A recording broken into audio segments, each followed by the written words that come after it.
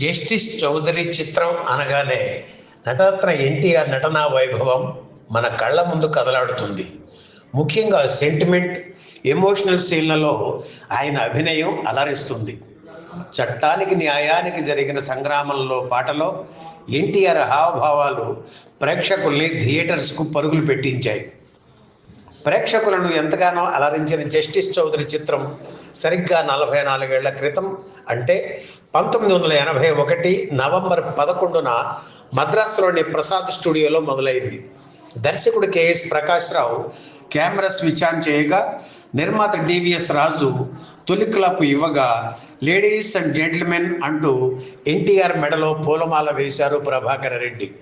షాట్లో పాల్గొన్న శ్రీధర్, జయంతి, రాజ్యలక్ష్మి, ముచ్చెర్ల అరుణతో అతిథులుగా వచ్చేసిన వారంతా కూడా కరతాళ ధ్వనులు చేశారు. ఆ తర్వాత శ్రీలక్ష్మి పెళ్లికి చిరునవ్వు కట్నం పాట చిత్రీకరించారు. కె రాఘవేంద్రరావు దర్శకత్వంలో టి త్రివిక్రమరావు నిర్మించిన జస్టిస్ చౌదరి చిత్రంలో ఎన్టీఆర్, ఆర్కే చౌదరి, రాము పాత్రలు పోషించారు.